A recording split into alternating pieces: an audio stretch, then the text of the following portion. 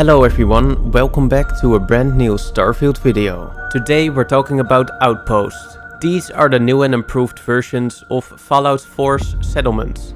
And I do think there will be an early game quest around them, where Constellation instructs you to build a small outpost and goes over all the basics. Before we begin, keep in mind, not all of the information in the video is confirmed by Bethesda. This is just what I was able to deduce from the past trailers, with a bit of added speculation to tie it all together. As you can see in the trailer, the outpost parts all require raw resources. To get these resources, you need to venture into Starfield's wilderness. In this shot we can see the player collecting iron with a tool called the Cutter, and we can see that there's a total of 8 resources to be discovered on the moon Crete. Finding these shouldn't be too difficult, since we can possibly find them with our scanner. The scanner here has a range of 10 kilometers, which seems like a lot. Maybe this is because it's a dev build, because later in the shot the range is only 50 meters. So we will probably be able to improve the range throughout the game. If we look at the bottom right and on the compass HUD, we can see the symbol of a water molecule. This could be an actual source of water, or it could just be the symbol for all natural occurring resources. And they chose to use the water molecule as the symbol because it's the most recognizable depiction of a molecule. Either way, we got our resources, so now it's time to get started on the outpost. In contradiction to Fallout 4, you can place your outpost anywhere you like in Starfield, probably with the exception of areas that already contain other buildings. The first thing you're gonna do when you want to build an outpost is place down this orange antenna looking thing. It establishes the land around it as your outpost. What you're looking at right now is the build menu, and there's a lot to unpack here. Let's first start by looking at all the different types of structures we can build. This tab is mostly filled with different habitats. But there are a bunch more tabs, so it looks like we're gonna have a lot of choice in designing our perfect outpost. Also, we can see that there is a power management system. Things like research labs, crafting stations and oil pumps are probably all gonna need power to operate.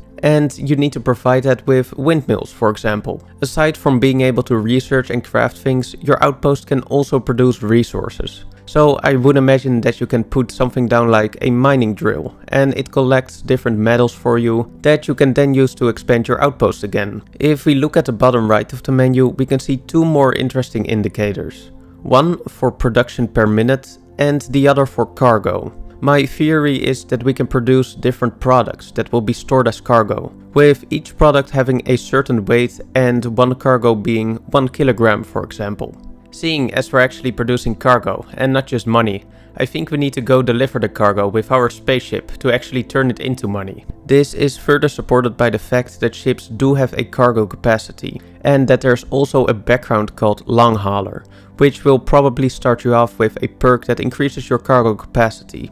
If I'm right about the way this whole process is going to work, we're going to run into a hypothetical problem. If you just have one outpost and you have to deliver cargo once in a while, it isn't really a problem. But if you have 5 or 10 outposts and you want to actually make money off them, you would be constantly having to fly back and forth delivering cargo. The best solution for this that I could think of was just simply buying more ships and being able to build like a little trading empire. We already know that ships can be operated by your crew, so why not buy a second ship and station it at the outpost where the crew can make use of it and make these cargo deliveries for you. To make sure this won't be overpowered, you would either need to make buying more ships really expensive or lock the ability to do so behind a high level perk. But it would be nice to eventually make the process of earning money through your outpost fully automatic. One more thing that's still a bit of a mystery is how your crew will operate. We know they can be on your ship and outposts, and Todd's exact words were, "And you can hire characters you meet to keep it up and running." These can probably be unwanted companions, but also random people you save a miscellaneous quest. Or you could possibly find some people who are looking for work in the big cities. I think having a crew is necessary to fully make use of all the different aspects the outposts have to offer. If you just want to build and decorate a cute little home for yourself, you probably don't need them.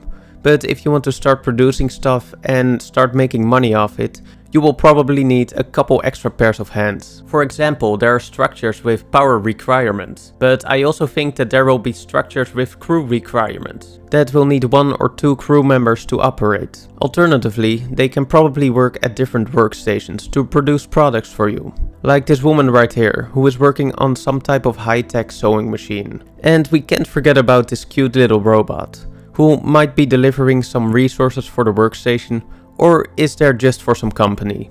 Either way, I'll take 7. So I gotta say, talking about all these possibilities makes me really excited for what the outpost system is shaping up to be. And if it turns out to be as good as it looks like, then I'll be spending many hours playing Sims 5 Space Edition, instead of saving the universe or whatever. That was all for now, so subscribe to stay updated on everything Starfield, and then I'll see you guys at the next video.